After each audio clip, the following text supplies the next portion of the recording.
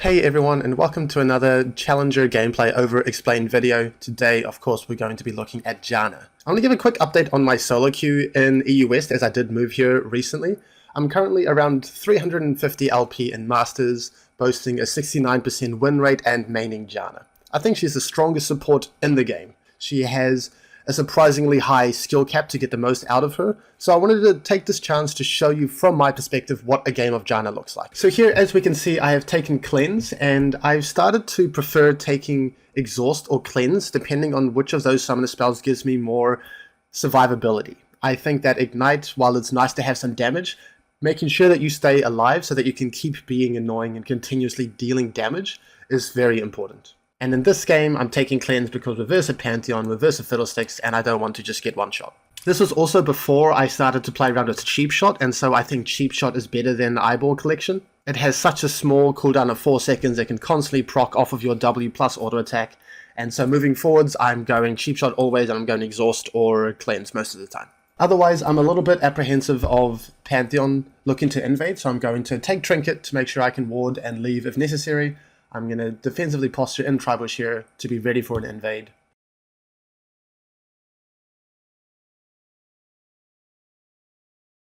So I'm going to start Q so that I can interrupt Pantheon's W, as I know that Pantheon's going to want to start W. And then I'm going to be auto-attacking the first wave to get that health advantage so that we can hit level 2 first. I really want to hit level 2 first and then move forwards and look to do something with that spike. Now I'm going to be pressuring from the bush and trying to apply pressure onto last hits when Vayne is hitting some minions. You can see how I am emphasizing the bottom side of the lane. I don't want to be caught out here because then I might get kind of 1v2'd and jumped on. I want to be able to dip in and out of fog so that I can prevent the Vayne from hitting me back, and I can be a little bit more sneaky with my positioning. Looking to find autos when possible. And then I thought he was going to W me there, but he doesn't W. So I just use a Q, get an auto attack, and then walk away. Unfortunately, my TF is a little bit out of position. He's in Pantheon's W range. And so now this is going to be quite disastrous. They're just going to run him down. I think they punished my Q cooldown really well, and they punished my TF mispositioning really well. So fair play to them. I didn't want to show an absolute stomp from start to end. I don't think that would be that valuable. So now my goal is just to collect as much of the minion wave as possible. I'm going to try to stay in XP range. I'm going to look for last hits safely when I can, but I don't want to just run forwards and get stunned by Pantheon. And so the interaction between Janna and Pantheon, it's a bit tough to consistently cancel his W before the stun goes through. Sometimes you can do it. Sometimes you're going to cast Q and he jumps and then he gets knocked up after you've already been stunned. And I want to preserve my cleanse, so I'm not going to be too aggressive and try to outplay him with my Q too often here, because I also do have that really straightforward outscaling opportunity as well. Pantheon, he needs to accelerate early.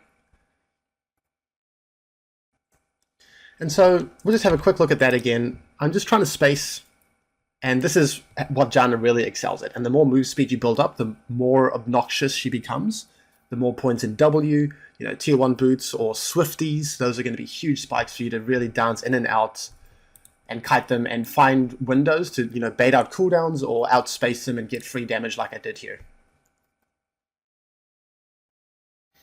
Otherwise, as you can see, I'm ready to press Q, but it's a tough interaction to get perfectly. I'm going for the last hit and then I'm trying to get that Q off in time. Either way, I wasn't out of position regardless. As you can see, I'm really trying to make use of the bottom side of the lane and using fog. I'm dipping back into fog. Notice how Vayne is trying to find an auto attack, but then I dip into fog and she can't, and then back out, find some damage, and then she's trying to hit me, she can't. So very useful to use fog, use these bushes as your friend. And then same thing on the back end here, I find another free auto attack, and then she just kind of gives up on this whole little mini game. So I'm really pressuring hard. It's almost as if I'm pressuring 1v2 in my ADCs, not really doing much, so that's fine. And so now they're quite low. I feel confident to hang around and try to get as much as possible on this window. I don't feel pressured to immediately base and come back. I don't think they have any type of threat with their health right now. So I'm going to be hitting the tower. I'm going to be looking to harass Vayne on her last hits under tower. Ranged minions under tower are kind of like what you want to generally look for to punish last hits from the enemy ADC. And so I'm going to be channeling a Q here. I'm going to be quite creative with this Q. You know, they can see my Q channeling up over here, and I don't want to just do a really predictable straight up the lane one. I'm going to try and read where she might move. Typically, people are going to just try and run to the edge of the lane to dodge a Q. So that's what I do. I'm going to charge a Q up towards the edge here, and then just kind of hope she sprints into it. Unfortunately, she just makes it past. So not a bad attempt. And now I'm quite low on mana. And so I probably can't sustain hanging around in lane for too much longer. I really want to get that crash into base now. Maybe I can hang around for, you know, facilitating this tower plate. That's going to be pretty handy. Otherwise, we shouldn't hang around too much longer. Going to get a little bit more damage on the Vayne. Don't mind if I take a tower shot. My plan is to head back anyway, pinging my TF back to leave the wave alone, to let it freeze, and then I'm just going to go home. If he ignores my communications, that's on him. And now I'm pinging Pantheon's potential roam window. This is something that you really need to get used to when you are versus a roaming support. I know that he went back to base. I know that he has pretty potent roams, and so I'm going to ping exactly where I think he might be roaming in advance towards my mid laner. And then if he roams, they'll be prepared. If he doesn't, who cares? Great. Alright, so I managed to back on Darkseal and Boots. Early Darkseal on Janna is great, especially if you're finding a lot of success on her. Pathing straight back to bot here so I can try to hold the freeze to keep scaling up and avoiding Pantheon from snowballing the game. And then I notice Vayne is a little bit out of position here. Just going to run forwards, set up a really straightforward kill. Unfortunately, I forgot to ping Pantheon roaming towards mid on this window because I was too focused on that bot play. But anyway, we're going to crash this wave. We're going to set up that good wave state so that we can have that freeze once again. Okay, just helping my jungler with Dragon. There's nothing really for me to do. I don't want to base and just get a refill. My mid laner is off the map. My ADC is off the map, so I may as well just help my jungler. And then if an opportunity presents itself somewhere, then I am ready to pounce on it when I'm active in river like this. So I see Azir TP back to mid. And I'm like, okay, maybe I can channel a creative Q from over here, and if he's on this side of the lane, I could catch him, get a huge chunk, and then we can kind of go from there. Or maybe if my jungler wants to contest grubs, and he's going to do something like this, then I'll be ready to just kind of shove mid and then sprint straight through to top river. Keeping my options open, really. And then what ends up happening is we see Pantheon on grubs up here, and then I decide in the moment, okay, Grubs is probably not contestable by us. Our jungler just did Dragon. He's doing his bot side camps now, so we'll just chill. We'll concede Grubs, and we'll try to pressure the enemy ADC as much as possible, because of course she's alone on this window. So now it comes down to whether we're going to, you know, dive on this following wave, you know, stack that wave and then dive her, or if we're just going to freeze and deny as many minions as possible. I decide that I'm going to try and wrap around behind her while she might not be expecting it and try to set her up, soften her up, and then maybe it'll make the dive easier. Unfortunately, my ADC is just not quite in position even after my Q and my W, so that's fine. And now I decide it's too late to stack and dive because they already did the grubs. And so what Pantheon's going to be doing now is he's going to recall, he's going to sprint straight bot from base. And so the window is kind of passed to heavily punish the Vayne. Instead, I'm just going to try to zone and deny last hits and try to soften her up as much as I can meanwhile. Unfortunately, this is a bit of a solo mission. My ADC is just not on the same page. He's way too defensive. My ADC should be here, and then we can apply as much pressure as possible, but I'm doing the best I can to pressure this lane 1v2.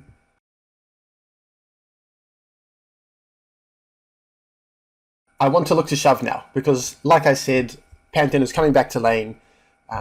This will not be a sustainable freeze because I'm too low to maintain this freeze. So let's just get that shove into base, allow ourselves to spend our money, get our tier 2 boots. Swifties on Janna is a huge spike, and so that's my priority right now. So at the end of the day, this wasn't the greatest window. They got grubs. I mean, we did get Dragon for it, but we weren't really able to punish the ADC by themselves. But that's fine. We get a good wave state. We're starting to scale up a little bit more comfortably now. And now I have that huge spike of Swifty, so now I'm a lot more unlocked on the map. I'm going to be less tied to bot lane. I'm going to be looking for opportunities to pressure with my mid, with my jungle, and of course, bot, if none of the above. As you can see, I was even looking top, because my jungle is active on top side, and I do have Swifty, so this is a possibility if I want to do something here. I can kind of move up here and maybe dive the Yone. It's a very volatile top matchup as well, right? Kind of two bruisers, and Swifties allows me that option. But I decide, you know what, let me just come back bot, make sure my ADC doesn't die, make sure Pantheon doesn't get the ball rolling, and then I think we'll be fine. Okay, so what I was trying to do on this window is, he's on a ward, right? But I'm trying to pretend like he's not on a ward so that he might use his W on me, thinking that I don't know he's on a ward, and then I can get the Q cancel and then get a huge chunk. So I'm not clicking on him, I'm clicking kind of over here, and then kind of over here, pretending I have no idea what's going on. He doesn't quite fall for it. I'm very surprised I don't get W'd here, but either way, I'm just ready to press the Q, and then I'll get the Q auto W, I'll get a huge chunk, and then I'll back off. That's totally fine. I'm happy with that trade. I wasn't happy with my ADC not doing anything there, but it is what it is. Otherwise, looking to use my move speed to get into their faces and annoy them and hold the freeze meanwhile. So now I'm just trying to play that dancing kiting game, and then I do get the cancel this time, so I get a huge advantageous trade onto the Pantheon. Obviously I see the Fiddlesticks is here as well, and so I am going to be cautious of his level 6.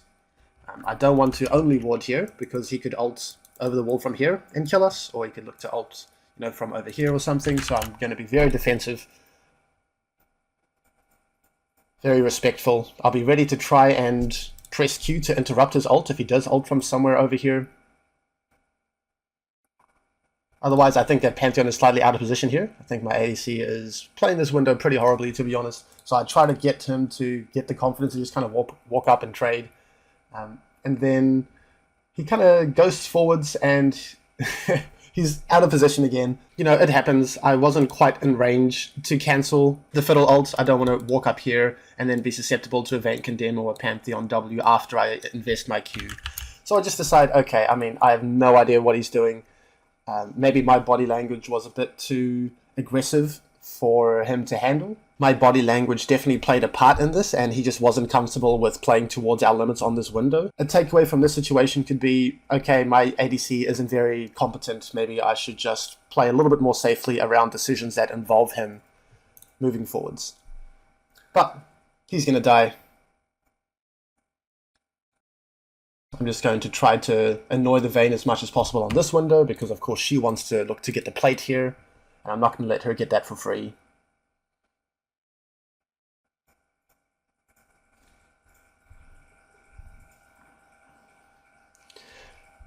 So what they want to do now, what Vayne wants to do, is to shove and then base. And if I can disrupt that in any capacity, I will. Unfortunately, I have no mana, I'm very low on health, so I can't really do too much. If I had better resources, I would actively hold this wave. I would sprint forwards and cancel her base. But I just want to be a bit more disciplined. I don't want to get killed by the by the Pantheon. And then I'm going to look to go home. Of course, rushing Imperial Mandate. Sprinting towards mid. I should be pinging Pantheon, roaming towards mid here on this window, but I'm trying to match it anyway. I see Pantheon top, and that gives me the freedom to once again look to punish bot as hard as possible. So that's going to be my main goal here. I'm going to sprint bot.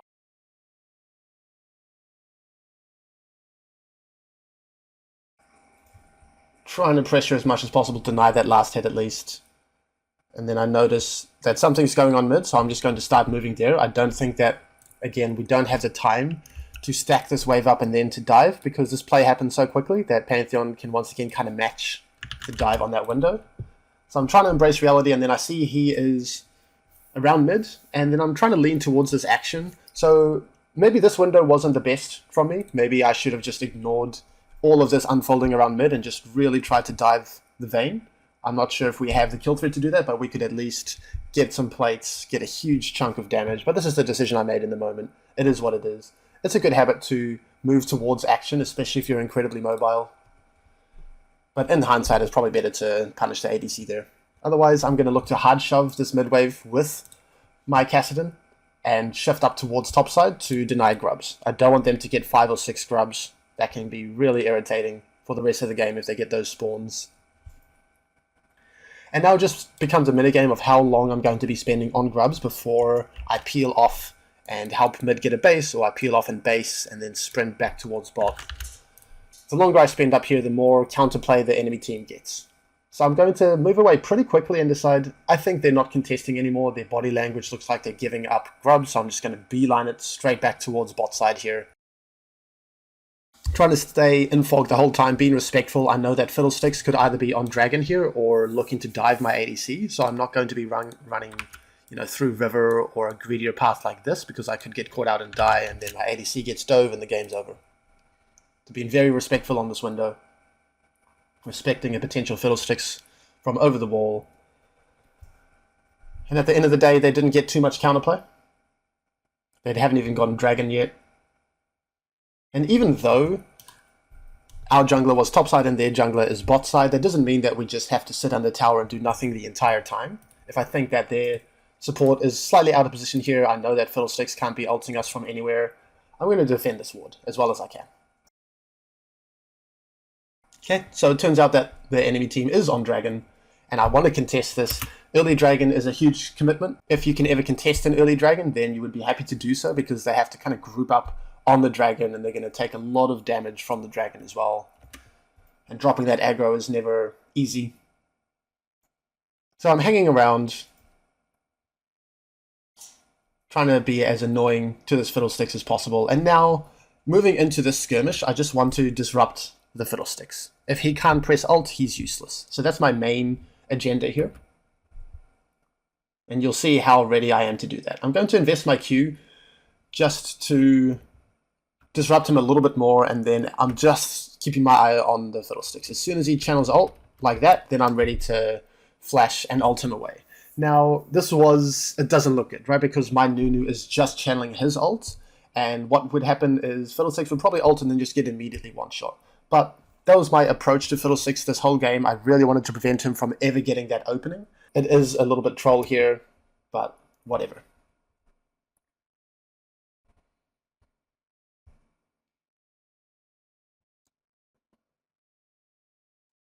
Okay. So we get the kill on the Vayne, we get Fiddlesticks' ult, we get his flash, we get complete map control on this window, and now we can translate that to a good bot wave state, maybe some plates as well. I also know that, we just killed the enemy ADC. Pantheon is here by himself.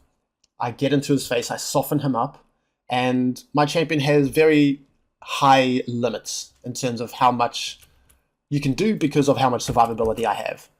So I get some damage there, and then he uses his E, so now he's exceptionally killable. So I'm going to tower dive him. I sprint forwards, and he can't run away from me. I'm way too fast. I'm going to tank aggro on the dive, and then I'm going to drop it as soon as the Pantheon dies, and then it's just a really straightforward dive.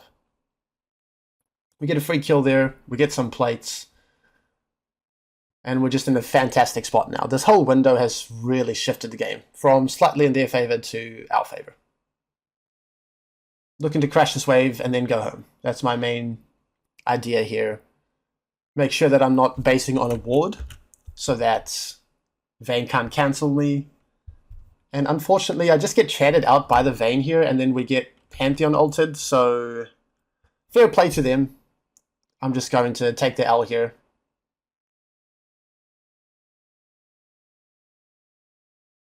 Okay, I'm keeping my eye on some action going up top, seeing how that plays out. The play finishes.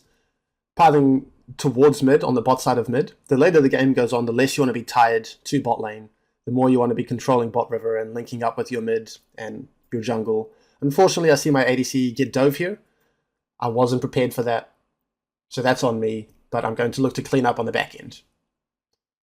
I get to kill the Pantheon, and then I think this Fiddlesticks is a little bit out of position. I notice my mid laner move down, so I'm just going to keep him interested.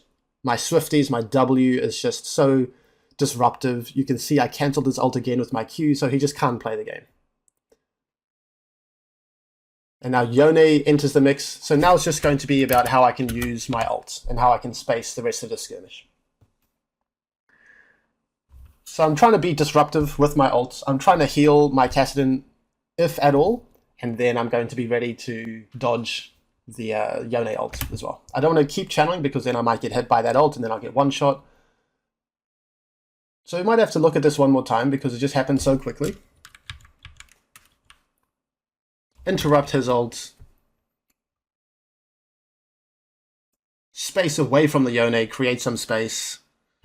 Try to use my ult to push them away from my mid laner, and then cancel my ult when I feel like I'm in threat, but not before that, so I can get as much healing off as possible. So I'm going to start sprinting away, and then Azir jumps in, and then I'm going to be ready to queue him. And now I survive, they've used their cooldowns, and now it's up to my teammates to just clean this up. Unfortunately, that doesn't happen, but that's fine. I'm happy with how I use my cooldowns there. And that's the thing about Janna, right? You want to stay safe, but you want to do as much as possible. You don't want to waste your cooldowns, you want to keep them interested, and play right on the edge of your limits. So I noticed Pantheon kind of sprinting forwards, and this is where Cleanse is going to come into play. I have higher limits, I have more survivability, so he gets a little bit confident here, he's sprinting forwards, I bait him with my shield and my Cleanse, and now he's just kind of inting. So he's probably tilted after this kill. He's going to be on a downwards trajectory this game. He's already been outscaled. I'm kind of reaping the rewards of making sure that he doesn't get that snowball early on. Get my Imperial Mandate, huge spike once again. Sprinting towards activity on the middle of the map here. And this is just going to be where I'm stationed for the most part in the mid to late game here. I place a lot of emphasis on mid first, on prioritizing the middle of the map. If you're ever stuck on the side of the map, you lose access to the rest of the map quite easily. Now it's just going to be about skirmishing. I'm going to sprint forwards here, see how much we can get done. We get a kill on the enemy mid laner. And then if anyone happens to be out of position on the side of the map, then I will be happy to collapse on them, but I'm not going to be laning on the side, if that makes sense. So I'm sprinting down here. I think that Yone's out of position for trying to go for that tower. I'm going to try and cut him off. I'm very fast. I place a ward over there to see if he is taking the Tribush escape route instead. And then, you know, I was correct. He was out of position. We did get here in time. We can collect this free kill now. And it's just about making sure that my ADC doesn't die. I'm staying out of his Q range. Fortunately, my ADC doesn't quite play it the same. And I don't want to take the kill. So great. Get a kill there. While I'm here, of course, we can just kind of hang around, get this wave cleared, and then move right back towards the middle of the map. I don't want to hang around with my ADC on bot tower. Mid prio. Herald is up as well. But if something unfolds on the side of the map, I will move to it. Okay, posturing on a pink ward, being in fog, denying some information from the enemy team. And if anything happens on this window, then I will happily counter gank or whatever it may be. Otherwise, I'm going to go home, come back out onto the map. You can see I'm pinging to push mid so that we can get mid prio, and then we can use that mid prio to collect whatever neutral we want, whether it's going to be Dragon or Herald. Now what happens instead is we notice that Pantheon's out of position, then of course we're going to kill the Pantheon instead of tunneling on mid. But if Pantheon didn't do this, then I would try to bring everyone onto mid, shove them under their tower, and then control from there. Shielding my Kassadin to potentially get an assist. Being really aggressive here. Trying to get as much damage as I can. And all the meanwhile, I'm going to be ready for a Fiddlesticks, because the way that Fiddle wants to approach these situations is he wants a fight to kind of unfold near him, you know, so they can potentially jump from over a wall over here or over this wall over here. So I'm going to be ready to ult him away when he does ult. And there we can see that he did ult through. So let's just look at that one more time. I don't want to get caught in the Yone ult. I don't want to get caught in the Fiddlesticks ult, wherever it may be coming from. And then I'm ready to ult away. Because if I get chain CC, then I'm going to die, and my teammates are going to get this peel, and then the whole fight can turn out differently. So one more time with my ult, I'm looking to get value out of the displacement and the heal. So I'm displacing them away from my ADC who got caught. I'm channeling my ult to get as much healing as possible, and then I'm shielding my Jax who was incredibly low. I'm channeling my Q, And now it's just about cleaning up on the back end. We did a successful disengage, and now we just get to reap the rewards. 5 for 1. That would be completely different if I ran too far forwards and got one shot. So now the game is in a really good spot for us, helping my jungler get dragon, and then I'm going to shift up the map. Help shove mid, shift up towards Herald. Their death timers are still ticking, so I think we have some time to get Herald before they are back on the map.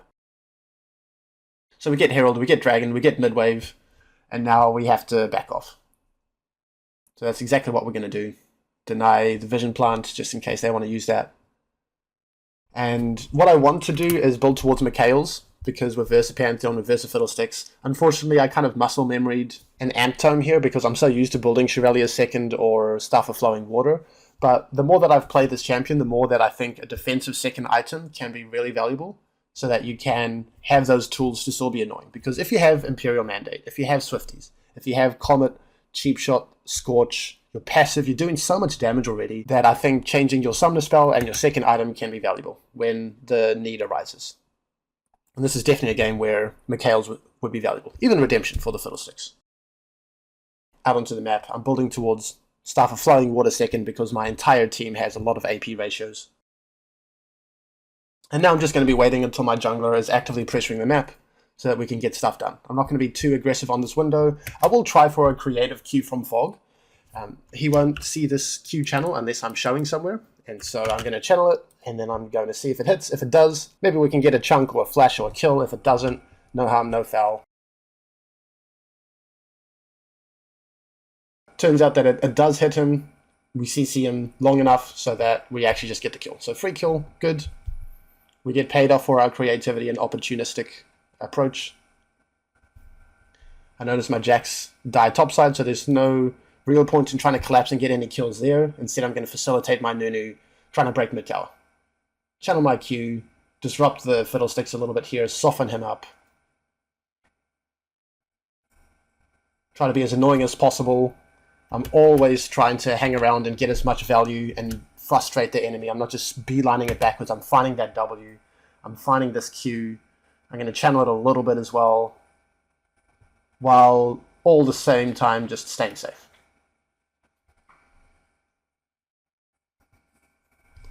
So from their perspective, it's just incredibly frustrating to play against this. Fiddlesticks feels like he can't play the game. Pantheon probably feels like he can't play the game now. Yone has to try and get through all of my disruption as well.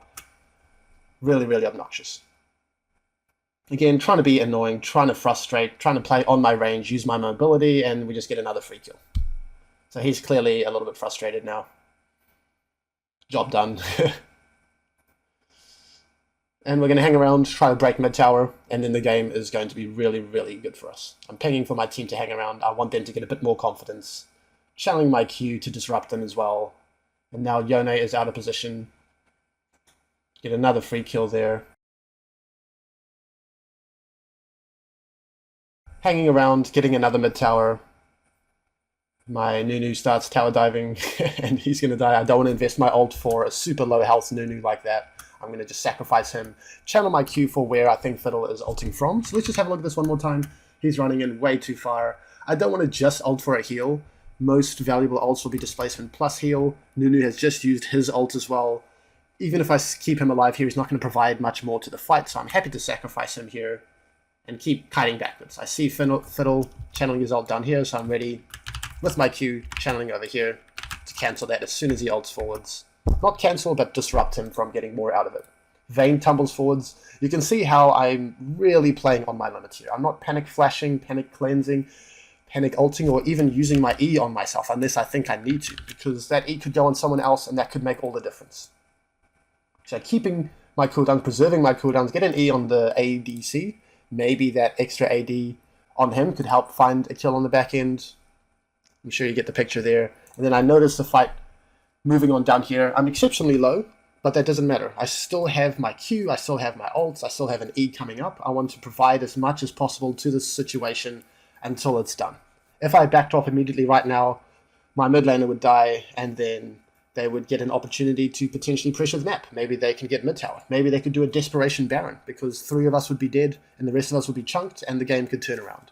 But I'm hanging around. I channel a Q from here over the wall, because what I think is going to happen is they're going to be, chasing forwards, trying to kill my mid laner, and I'm going to try and keep him alive. Unfortunately, I don't get displacement value out of this ult, but I do want him to ult in here and stay alive, with the heal at least.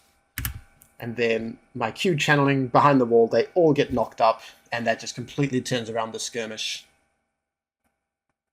And so a lot of this game has been skirmish execution, trying to give as much value to skirmishes as possible, understanding how enemy champions function and how they want to approach fights, understanding what a good Q or a good ult looks like. This champion is not just a free win. There's a very high skill cap. You have to know your limits. You have to be kind of weaving in and out of fights as much as possible, finding those Ws, finding those Qs, not panicking and using defensive resources unless absolutely necessary. And that's just really hard to juggle while just understanding how every champ in the game wants to fight. So for now, I'm just going to be getting some vision control on top side so that we can facilitate Baron eventually when we get to that stage. I want my Jax to play for top tower here. I don't want to just be hanging around mid because there's not much to achieve around mid besides getting some mid prio. So I'm just hanging, I'm posturing. If someone appears topside, I will ping to dive with my TF and with myself collapsing.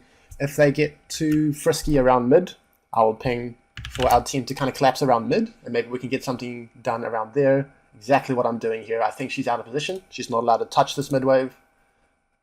So I'm going to set her up. And then Pantheon flashes forwards. There's no way he's going to kill everyone. He dies. We get a couple kills. We can translate those couple kills to Baron. We won't have a look at too much more because it's going to be pretty straightforward from here, but just a couple more points. We notice that Azir is isolated by himself, and I decide, okay, he has his own tower. It's going to be a huge investment to try and organize and dive him through that tower, so let's just settle for the Baron. Shield my ADC instead of my jungle so that he can stay as healthy as possible because he's a bit low. Giving him that AD as well. I'm going to be ready to disrupt the enemy Fiddlesticks because they're pretty much the only way they're going to win this game now is if he gets an ult into the Baron, gets a couple kills and steals Baron. So again, I'm just really tunneling on disrupting him. So he's going to try and ult. I cancel it. He just cannot play the game at all. And unfortunately, my Nunu kind of peels off from the Baron and allows the Azir with the chance of stealing that Baron. It wouldn't be game over because Azir is going to die, Fiddlesticks is going to die. But that was a little bit dodgy, but that's okay. So now I just want to buff at least a couple of waves of minions with Baron. The last thing you want to do is just ARAM with Baron unless you're just going to end the game. What I want is for these inner towers to break, and if my teammates aren't going to do it, I'm going to do it myself. I'm going to let my teammates buff mid-wave, and then I'm going to buff the side wave. I'm also kind of channeling my Q here because I saw Vayne down here. She might be channeling her base in this bush. So I can disrupt her. Why not? Catch this wave over here. And if I didn't do this, then after my team does Dragon, then they wouldn't have too much to do afterwards. But now they have the option to move down here with this wave that I've created. I'm pinging on the way. I want some assistance. But if I don't have assistance yet, then I'm not going to sprint in and die, right? So I'm going to be playing on my limits here. I'm going to pretend like I'm comfortable just sprinting forwards. Because again, their only play is just to be camping in this bush and hope that they get a pick before my team organizes themselves. So I'm kind of pretending, giving them false hope, drawing them forwards, and just waiting.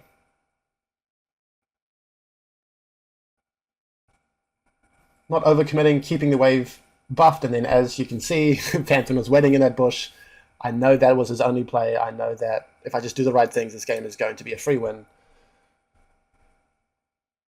So just having that diligence and that discipline from start to finish. Because you never know. If I die there and then these two collapse onto the rest of my team, pick up some shutdowns, we don't get the ball rolling with Baron, my teammates start to get frustrated and complacent, you can still lose the game. Frustrating the Vayne, playing on my W range, being really annoying. Preserving my defensive cooldowns unless I absolutely need to use them, still preserving them, still preserving. And now I decide, you know what, we have 3 low health teammates, let's use my ult just for that heal so that we can continue sieging and just wrap up this game. And so that's going to be all the value we're going to get from this one. Was this gameplay something that you expected from Janna? If you learned something new, please leave them down in the comments below. I'd be very interested to see what this perspective has helped you with. Thank you for watching. Please consider liking, subscribing, and commenting, as this really does help my channel grow. To level up your gameplay and mentality, visit my website schoolofsupport.gg. The link is going to be down in the description below.